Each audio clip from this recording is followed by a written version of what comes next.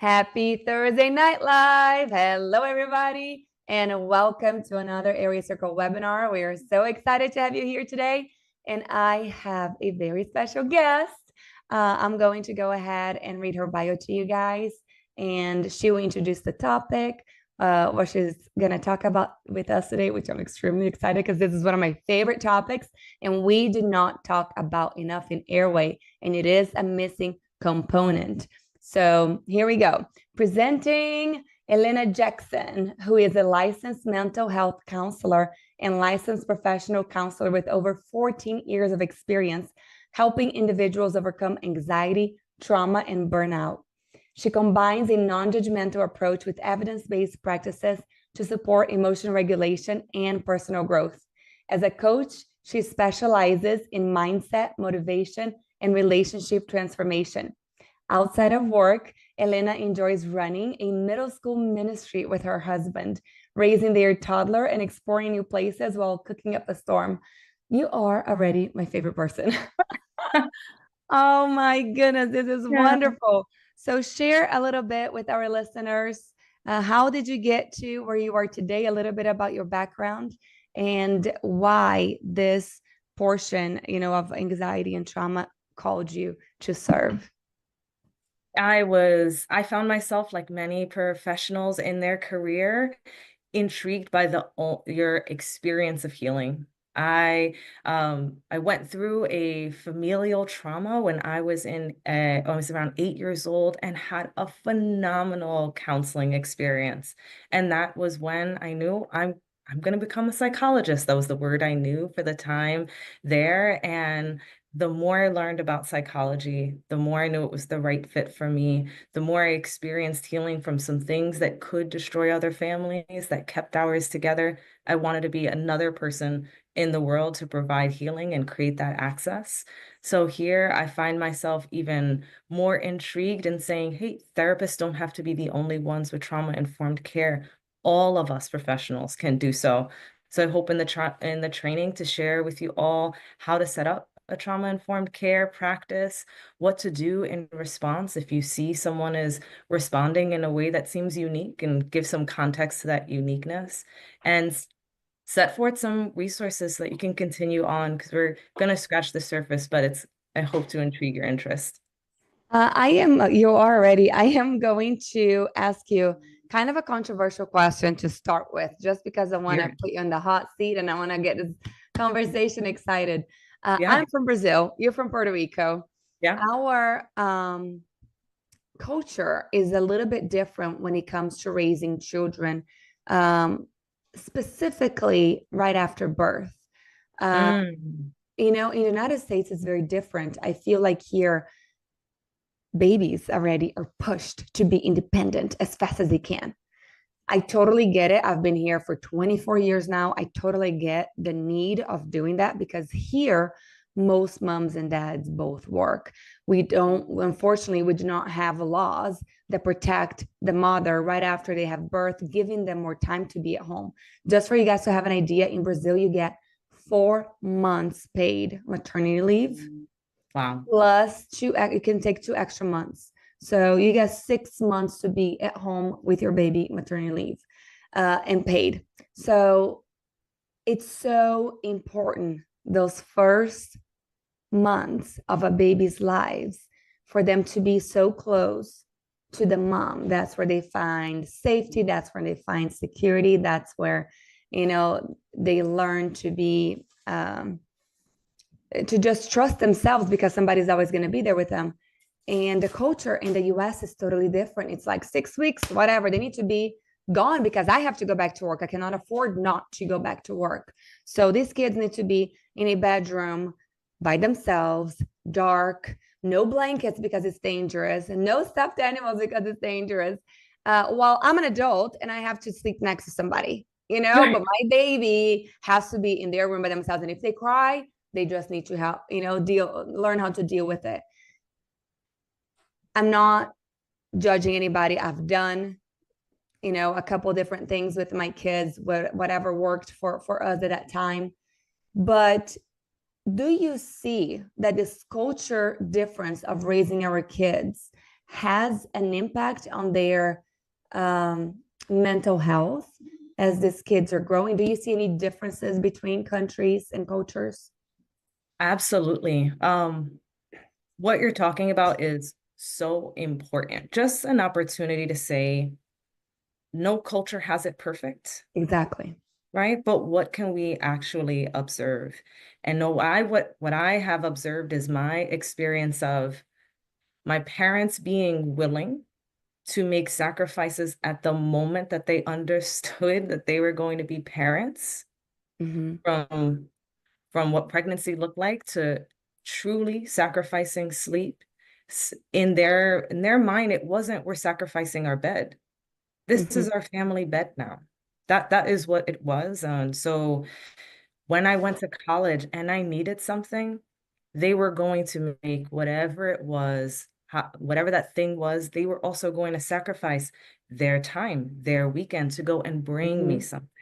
So what I see is this idea of communal cultures are Mm-hmm. willing to share a bed, are willing to share a particular burden, a room for a very long time where that doesn't seem unique and a problem to solve.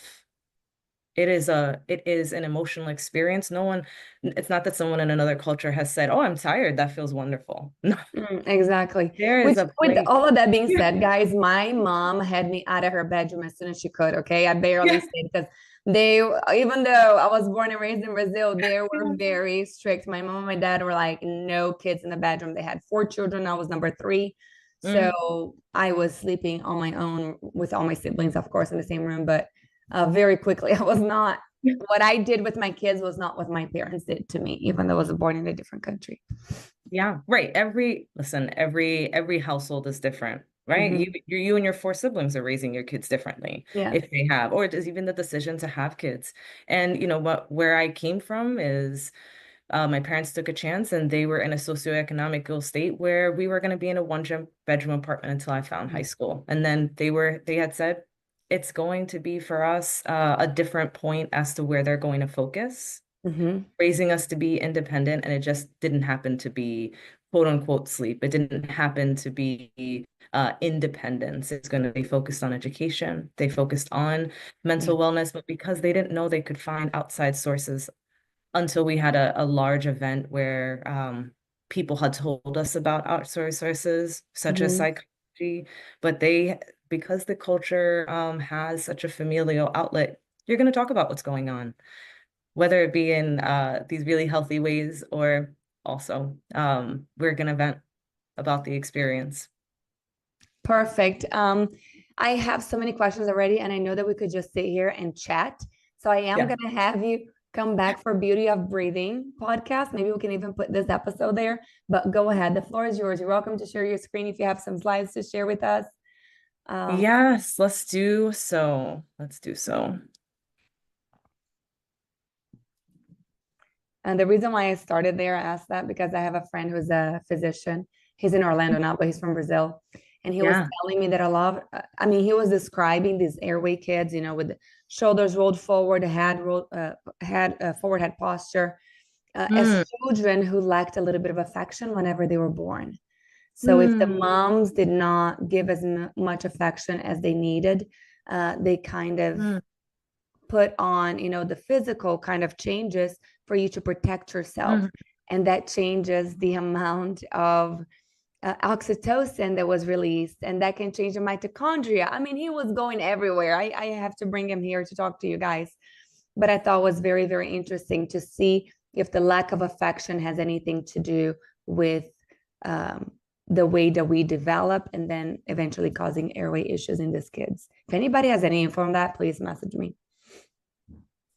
I would be interested to see, you know, if you see your child doing small things like keeping their mouth open, and you would just say, "Oh, hey, honey, close your mouth," or "What's going on?" It would be something to notice, but I would say maybe there is just because there's a correlation might not be as close to causation that I have heard. Again, very interested in what you're saying. But I could Mhm. also imagine that there is a lack of responding to basic things like close your mouth or this sort of a thing, that could also lead to all of the all of the things that you have so brought into the mainstream world. There's just so much that we don't know yet. We're Exciting. discovering, and I think that as medical professionals, should just keeping an open mind to hear what other specialties are looking at. That's why we have you here, so you can tell us things that we don't really look at. So super excited. Go ahead. I am so glad that we are here, and I'm trying to get my screen to share, but I don't see it shared on my side. Do you? If you click on the bottom, it says Yeah. share on the green button right here. Mm-hmm. And then it's going to give you options of what to open. You just click one. Do you How's have this your one? PowerPoint open? I do. Okay, And what do you that's see? it. It's opening up right now. Amazing. So I'm glad it's opening. We're going somewhere. Yeah, it has started screen share. Double click to enter full screen mode, but it's still dark. Did you pick your PowerPoint or did you Okay. pick a desktop? Yes. My internet hasn't been great, guys. So let me know if I'm the one skipping or if it's Elena. Okay. I do hear you skipping, but I can't hear. Yes. I need to reach out. They just switched my internet provider and I've been having Mm, issues with it. I need to ask them to send me a new signal. okay. I still don't see Let's see here. anything. You still don't. Mm. Okay. So yes, as we have sort of gave a great introduction, we're going to talk about creating a trauma-informed care for all airway professionals.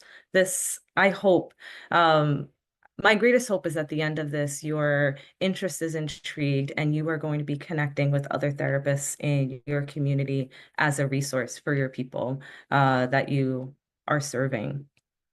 So let's talk a little bit more about what is trauma, right? It's very, very popularized word now. How does the screen look? I'm seeing some dots on the side. No, everything looks perfect for us. Oh, I see the little blue dots coming up, but it's not a big deal. Okay, well, we'll keep going with it. Mhm. Okay, great. So let's get on the same page of what we're talking about. This trauma has been defined for us. And for us, I'm speaking about licensed mental health professionals. We use the Diagnostic Manual of Mental Disorders, and it was recently updated about 2023. And trauma has been defined as exposure to actual or threatened death or serious injury or sexual violence. So either directly by witnessing it or learning that it happened to someone close. And it can have a profound effect on both the mind and the body, which is why I'm excited to speak with so many people here that are breath and body healers and workers, because there is a lasting imprint that influences a person's ability to function. I want to go into some types of trauma also, so you can understand that that is there too. Let's see here. Okay. So I want to give a little bit of a framework of thinking about the trauma that you may come across. And before we get into that, I do want to state we might discuss some things today that may have happened to you or someone that you loved. So if you begin to feel like you need to take a break, please do so. Come back. There's just no prize for completing it all in one setting. The prize is knowing that you are caring for yourself in the best way in the here and now, especially if we're bringing up a time when you couldn't control the circumstances that you were in there and then. But with that said, let's kind of go into some types of trauma that we see often. I think the first one that we are going to talk about is the acute trauma. This is what most people are assuming, right? This is something like a natural disaster or combat, and what would be the trauma that you would be able to see now, right? This is someone who has maybe very detailed memories, hypervigilance, maybe they startle very easily or just have some overreactions to very specific things. Another type, chronic trauma. So we're thinking of instances that extended over a long period of time. Like a classic frame for you to reference this in your mind is an abusive parent. That's a long time to engage in a series of incidences that led to trauma. And this might be someone who you meet that has maybe poor foresight into the future, right? Because they were stuck in survival mode for a very, very long time. Complex trauma is the third type that we are going to talk about here. And this is when there was a single traumatic event, but it was devastating for long enough time that it has long-lasting effects, or it was an unpredictable series of events. And this is a little bit more difficult to discuss, but maybe you are thinking of, okay, there was a bullying incident, right? And this happened at the first grade. Now the things were resolved, but there is an entire school year to go. The parents don't move from school district, and you're exposed to this bully and very subtle ways of being felt that you were in a threatened situation when they were around, although they never did anything again. This could be something that we would say, okay, that's complex. That's a complex trauma that someone's going through. What are the characteristics they may be having in the present with you? Could be concentration problems, right? Because they were always distracted, assessing to see what's going on. Maybe chronic pain may occur for them in a way that they can't quite explain the cause. There was never a physical injury. And sleep disturbances, be worried about school the next day. These sorts of things can carry long into someone's life. And then I wanted to also talk about something really quickly. This is a bit of hop psychology. This is something you're going to see more in discussion than you are going to see in the academic books, and that's capital T versus lowercase t trauma. So capital T trauma is really referring to what I just discussed with you, all these different categorizations of trauma. Lowercase t trauma, this is less overtly catastrophic events that still significantly impact a person's emotional well-being over time. And this could just be something like relational difficulties with a sibling. It may not have been abuse, but there was just something really, it still triggers you in a way when you meet someone with a similar personality. You can think of it that way. While these events don't meet the DSM criteria, which we just discussed, they can still dysregulate a nervous system and have some lasting effects. So I wanted to share that before we go on. Now I want to talk about some of the stats. Trauma is more common than people realize.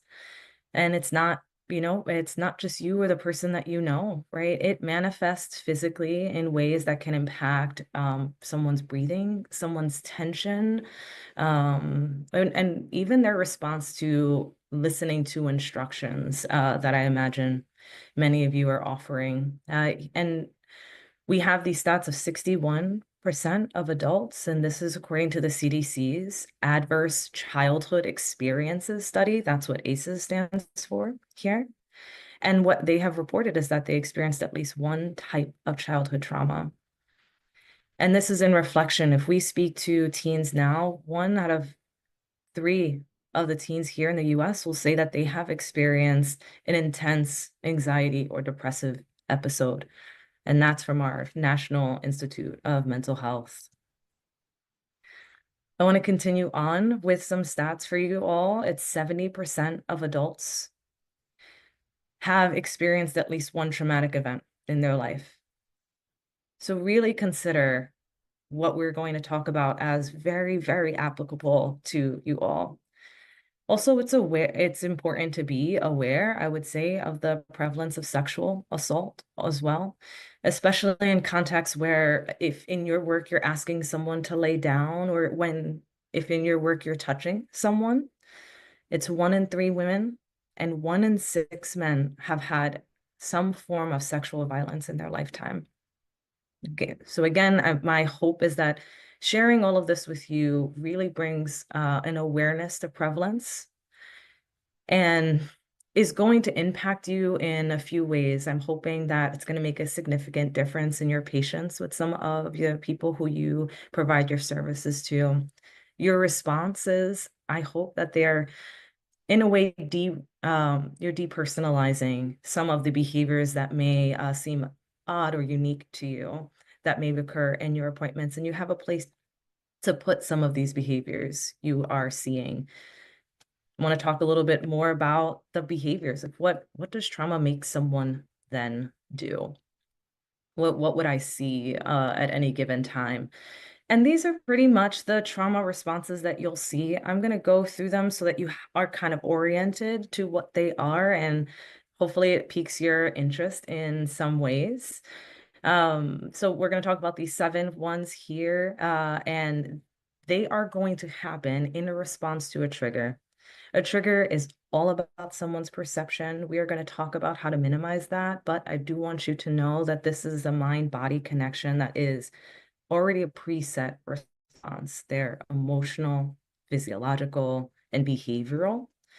And it is theirs. It is their body that is responding in this way. You're not making this happen from any person, but we do want to witness it and acknowledge what is happening. We're going to start right around where 11 o'clock is on the clock, and that's with flight, right? This is the instinct to want to avoid or escape a threatening situation. Next, flight. Now, this is an instinct to confront, of course, but sometimes it looks like making an unnecessary, sarcastic conversation to shame someone that you find threatening or a danger to you. Freeze is the instinct to become motionless in response to fear. I want you to think of this more in the way of if you can imagine yourself on a hike and you hear something peculiar, you would stop and you would listen, and it sort of commands a hypervigilance from you that can only be had when you are completely still. That is this situation. This is this response, this trauma response. Okay, let's continue on. We have fawning here. This is an attempt to appease someone or avoid a threat by being overly nice and submissive, very smiley, in a way to disarm someone that you feel might be threatening you. Fainting. This is an instinct to lose consciousness in response to an acute danger. Common example, I think, of when someone sees blood and then they might literally faint from the sight of it. That would be something we can easily think of there. Then we have fix. This is the instinct to focus intensely on resolving a problem. And commonly we see this with our anxiety-based achievers or this trauma response. And lastly, we have flop. One of the funny words here. And this is the instinct to physically surrender. Even emotionally, it's a feeling that is a response to being completely overwhelmed or powerless. It's a state of just being void of all energy. Like you know what you should do, but you can't move. You are incapable. It's different than fainting or freezing in that way. Okay. Now, as you can see, these responses, we all have a little bit of an understanding of what they may be like, right? They're valid, they're instinctual. This is part of being a human being. But when a person goes through a traumatic situation, they can be more sensitive to sensing danger when danger is not present. So I'm going to continue to talk about how to offer a trauma-informed care, but I'm not telling you to create a utopia for anyone. The point of this is that you have a greater understanding of what is happening so you can respond to it with a plan. I also thought if this is completely unfamiliar to you, I wanted to give you something much more simplified, and that is looking at being triggered and having a trauma response in 2 categories. We can think of hyper arousal. You might see someone with flushed cheeks. You might have this sense between you and the person you're providing care to that they might be on edge. They may have a nervous laughter about it that just feels a little bit off. They may be very fidgety, easily startled by anything that's going on that you are thinking to yourself, okay, I'm picking up on something. And before, maybe you didn't have a context for it, but now you would say, okay, this person is being activated into their trauma response. I'm going to have a plan. We'll talk a little bit about that too. Or maybe you are noticing someone with a hypoarousal.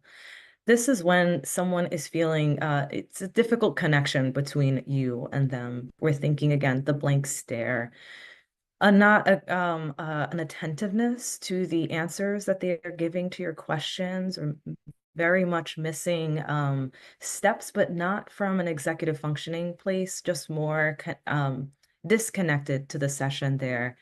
And we are also, I'm sure you're asking questions and context from their week if they're having really difficult time expressing to you what has happened, even in the weeks before, that might be more notable. There could be activated, but not thinking up, thinking down, right? So we can just simplify this rather than thinking of the 7 different trauma responses. There's so much. I am truly scratching the surface here, but I want to, I want to share resources. If there is anyone who is saying, oh my goodness, I wish the whole presentation was on the different ways that people show up in the here and now based on trauma in the there and then, here are some resources for you. You can get formally trained. There is a certified trauma professional certification. Please look up that title. You will choose the single C. The double C is for clinicians, so people with a license to practice mental health care. There's also this association, that's the United States Association for Body Psychotherapy. I think this would be a great place for anyone who's here that would like to offer some somatic therapies or treatments or tools. And they do provide training for those that do not have a psychology background or education. Or if you're just very much into reading, you can read the research. There is the Trauma Research Foundation. Of course, there is the National Institute for the Clinical Application of Behavioral Medicine, formalized research. That is your kind of thing. And if you're more interested in reading great books, we have The Body Keeps the Score, The Myth of Normal, and The Pain That We Carry. Wonderful books, not perfect, but great reading. If there's anyone here who is offering group work, traumasensitive-schools.org, there are free book downloads on that page that I think will be really wonderful and offering you some tools in that way. Okay, let's move through here.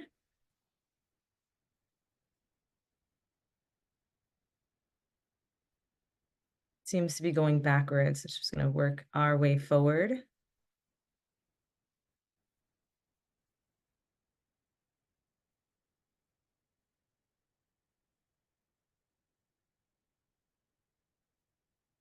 Wonderful. Okay, so the next section, I'm going to share a little bit about what a trauma-informed practice has. And these are the 6 areas we're going to cover. It has a sense of safety. Comfort is much more than physical comfort, right? This is about the way you communicate. This is your bedside manner. We've all been around a doctor or a surgeon that was short, condescending, blaming. There's no sense of safety from them. We are just hoping that their knowledge far surpasses their interpersonal skills.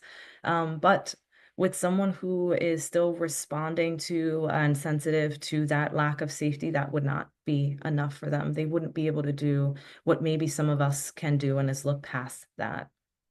I also want to talk a little bit about how you can ensure that this person has a sense of confidentiality depending on how your practice is set up, whether it's in a physical location, if there's accommodations you can create to someone you might be seeing is activated, where they may have extra privacy than normally provided.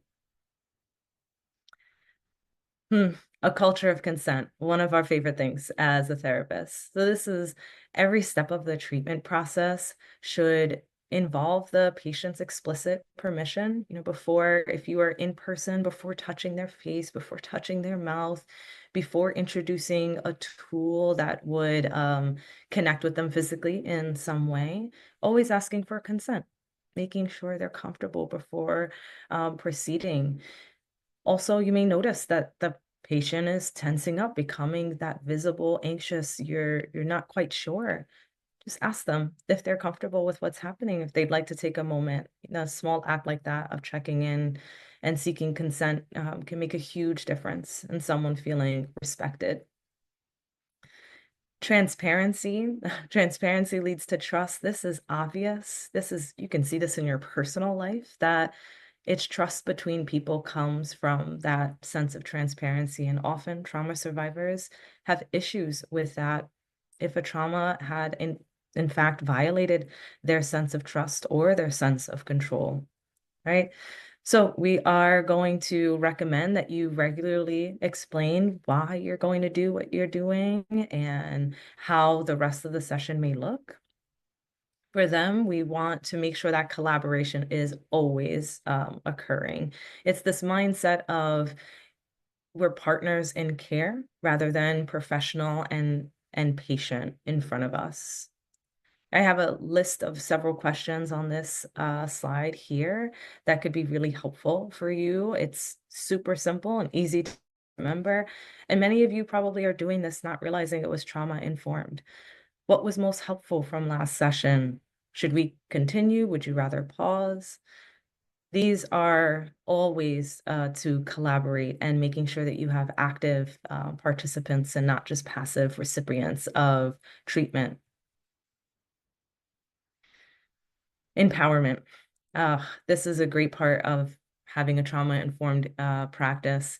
Trauma survivors are very sensitive to feeling disempowered or even silenced based on what they've gone through. And one way to empower your patients is to recognize the progress they're making, even if it's small. Recognize their commitment to restarting the work that they did with you, even if they've been inconsistent. You want to reassure patients also who never give feedback or who are overly flattering with their gratitude that constructive feedback is welcomed and you would appreciate it just the same. Now, of course, it wouldn't be trauma-informed care if we weren't thinking of the whole person and what makes someone. So we are saying that it's essential to consider cultural, historical, and gender context when you're working with someone. Trauma often does not happen in a vacuum. It's shaped by a person's unique experiences, identity, and then the systemic and societal factors in their life. And when you have a patient, maybe from a marginalized background, who carries mistrust of the healthcare system due to historical mistreatment, this mistrust could manifest in a lot of skepticism and take a little bit longer to feel safe with you.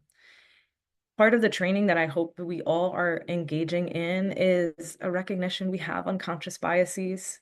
And part of being a trauma-informed professional is reflecting on those and making intentional efforts to learn about how to create inclusive practices. It requires humility, curiosity, and a willingness to adapt. And I imagine if you're here listening to this, you are doing just that.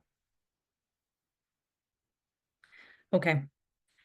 I want to shift into, well, now that we have discussed the aspects that could minimize the likelihood of someone being triggered, it may be inevitable. And what should we be doing in response, or how could we have a plan to navigate these trauma responses? Well, one, we're going to use attunement. If you have been listening closely, I've been talking about what is happening between you and the person. What are you sensing? What are you paying attention to? This is a skill and it can always grow. So pay attention to your ability to be keen to some people's emotional state, and then some others, they may not be as predictable to you. But we're paying attention to our noticing of tones of voice. How is that shifting? We're noticing to body language changes, breathing patterns. I'm sure you're all fantastic at that, actually. And we're looking to see, okay, what is it that triggered this person here? Because most of my clients don't actually respond to that, right? That attunement with one individual person is very, very impactful. Also, maybe you can't think of something right off the top of your head, and a de-escalation preferences form could be something that you offer during your intake. It can be a very simple form. It does not have to have much in by way of depth, it could have simple questions like some of the ones I've raised here. What helps you to feel calm when you're stressed? Are there any situations or actions that might make you feel unsafe?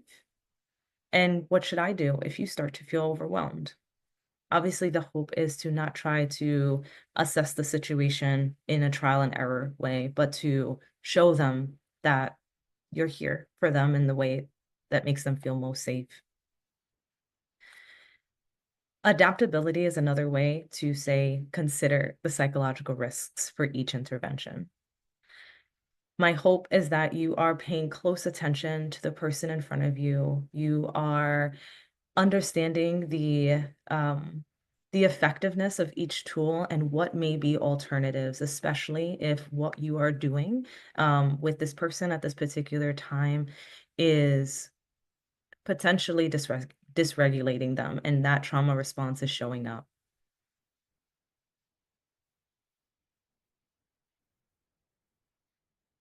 Setting consistent limits. Now, this is really important because a sense of predictability and a sense of boundaries is so important to someone who may have been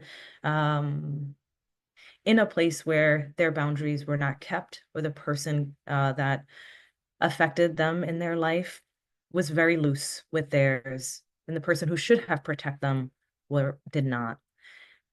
I say this in a very practical way. We can do it with our session times, with our cancellation and your rescheduling policies. Be very transparent about your expectations of that and holding them to it. There is a safety in witnessing someone hold their boundary lovingly, kindly. It means a lot to someone who identifies as a trauma survivor and still activated. So please clearly communicate your policies, right? Do not expect people to have read your informed consent, especially if they filled out their paperwork at home. It can be as simple as, oh, our sessions will run about 45 minutes, and we'll have to check in at the end if you have any questions. Or if you need to cancel, don't forget about the 24 hours in advance policy that we have to avoid a late fee. Let us know if anything comes up. Really clear limit, but very consistent, especially when you're working with children who may have experienced trauma. Setting boundaries is so important. We obviously recommend the positive discipline techniques. That would be redirecting behavior, right? Okay, let's focus on this breathing exercise together. It's going to help us with today's goal, right? As opposed to them maybe moving on to something else, or oversharing in stories that are unrelated at a time that's crucial to what you're teaching them in your sessions. We can also be providing them choices, right? At this time when we're saying, actually, yes, of course we can stand while we're doing this exercise, but it cannot be on the table. If you're speaking to a young child who is bringing themselves into a place that might be unsafe, you can offer them to stand in one area, or you could get something like one book and say, oh, it looks like you want to stand on something. You can also use this one book to stand on. Very simple examples for the idea of setting a limit, showing them where they are safe and what they can do, especially at a developmentally appropriate level. For children, again, feeling as though someone can correct them and put them in a safer place without letting them do anything that they feel called to do is incredibly helpful in de-escalating. I recommend debriefing. Sometimes we are going to go through using the de-escalation preferences and respond to that. And then you can bring it up again. And again, we're going to use those empowerment. We're going to use the consent, but overall an opportunity for feedback and adjustment so that the sessions continue to be effective. They continue to be patient-centered, all of these important things, but we don't let it go. We don't pretend that it didn't happen. Ultimately, all of this is saying, learn about this person that is with you. as much as you can within a reasonable constraints of your sessions. Sometimes we can't have many conversations, but you can use tools where they can fill out something that you don't have to create on your own. These questionnaires that I've listed, the Adverse Childhood Experiences Questionnaire, the PTSD checklist, trauma symptom checklist, they've already been verified and reliable. So these are tools that you can have when you feel appropriate. You don't have to give it to everyone else. But you'll feel very equipped, especially when you see someone interpreting subtle things into something that is distressing for them. That is going to essentially conclude it. I hope that you are thinking to yourself, wow, I could really do this. A trauma-informed care, I can provide this, maybe a few tweaks into what you're doing. But I hope that you are interested in working with more mental health professionals in your community, providing an opportunity to work together. I think we can have more comprehensive care plans that are addressing both the emotional and physical roots of their condition. I believe that while you all are addressing their physical airway issues, a therapist could be managing the sleep disturbances that are tied to anxiety or childhood trauma rather than maybe what is happening atomically. If you're thinking, I do want to do that, I don't know where the therapists are, you can always look at the professional counselor associations. We come by many names, not just psychologists, they're social workers, professional counselors, mental health counselors, marriage and family therapists, and some take insurance. How to easily find them are sites like Alma and Psychology Today. If you have someone who does not have insurance and is requiring a sliding scale, we have the Open Path Collective. This is a .org site. And if you know that your patient is really looking for someone who is within their community that they identify with, I recommend that you look at Therapy Den for their directory. And I'm really glad that you all came to this. I'm excited for every person here to feel empowered for themselves, that they are providing in trauma-informed care in their own way, and excited to meet more therapists. Yay! This has been wonderful, much, much needed in our field for us to hear this. Thank you so much for such an incredible presentation, Elena. You mentioned, or in the beginning, we talked a little bit about burnout. So I have a question about Yeah. burnout. It is a major issue in healthcare. What are some Mhm. early signs that a provider may be um, experiencing burnout? What are some early signs? Well, let's go back to this 7 trauma responses, right? Let's go with flop. I think it's a fun word. We can kind of own it. If you're going home and you cannot do anything, you are flopping. This is a Mhm. sign. This is the beginning. What does it look like in the beginning? I'm not going to work out.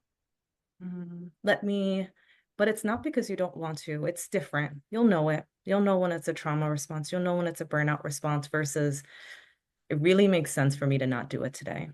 Mhm. Let's talk about something else along that way. Let's talk about fight. Wow, some things that used to not bother you about the work. No job is perfect.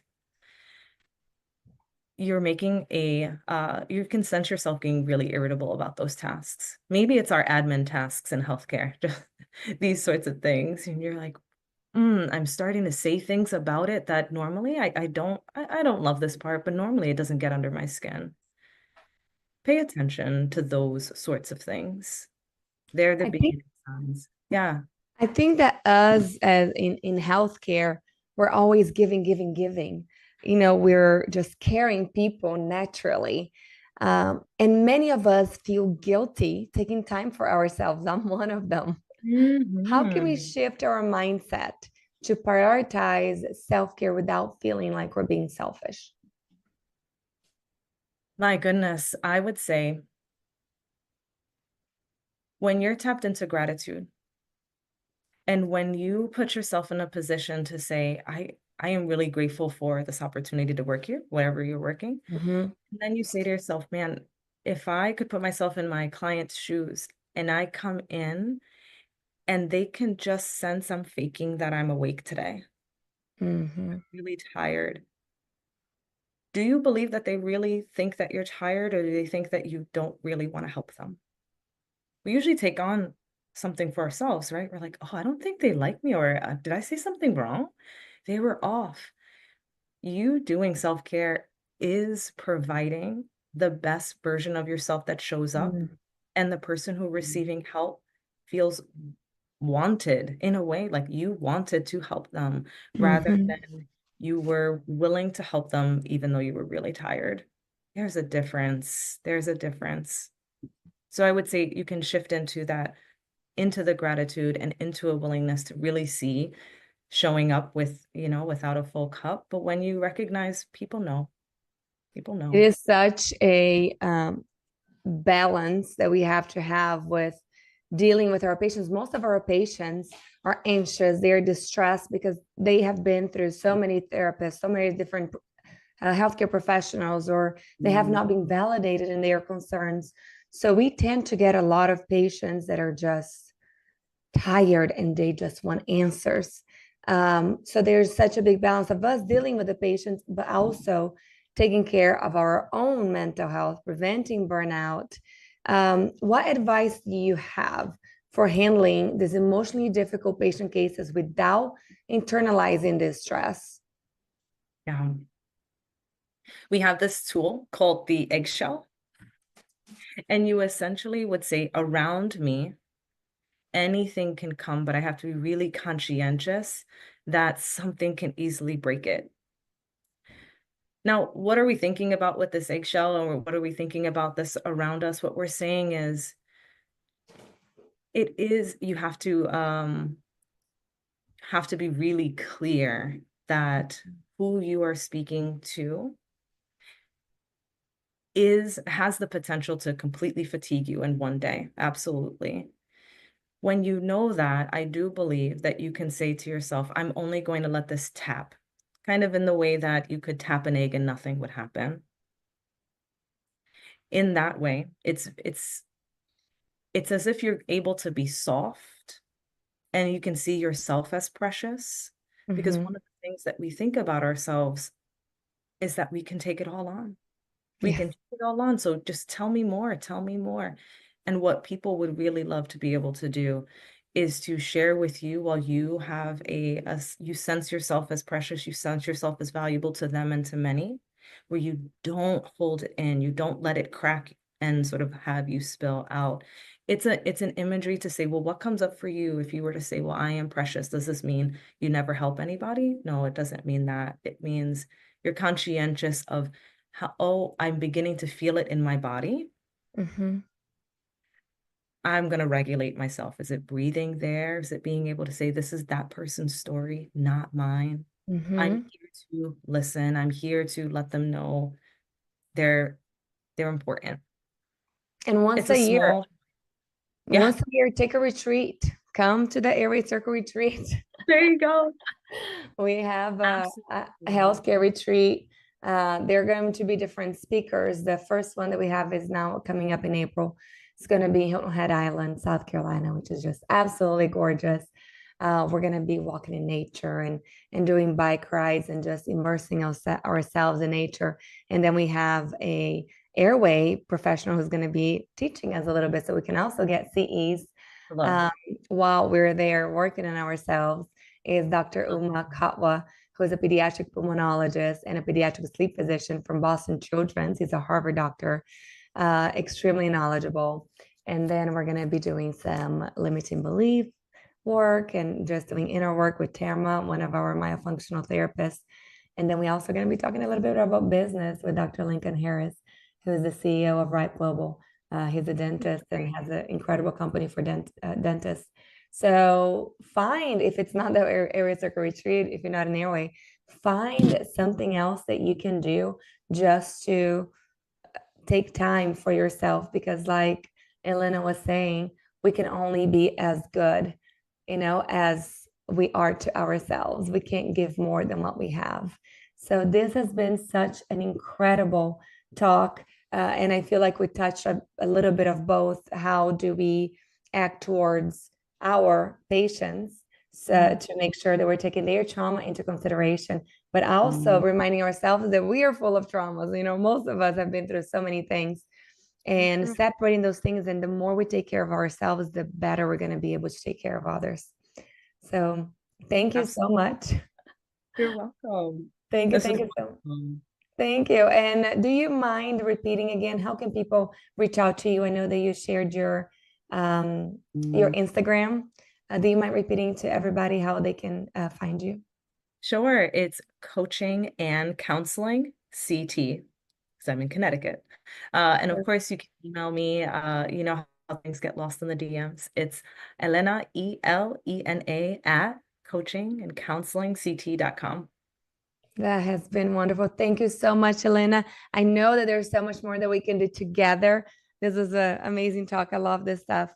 Guys, thank you so much for listening. Again, if you're encouraged to come hang out with us in Hilton Head Island, go to our website. I'll leave the link right here in the comments. It is airwaycircle.com, and just click on Retreat 2025 and you're going to see our full agenda. We're going to have chef prepared meals. We're going to have a photographer there to do headshots of everybody. It's just going to be incredible. We all deserve this time to just look within so we can come out refreshed and ready to help other people. Thank you. Thank you. Thank you so much. Everybody have a wonderful night. We'll see you next week. Bye-bye.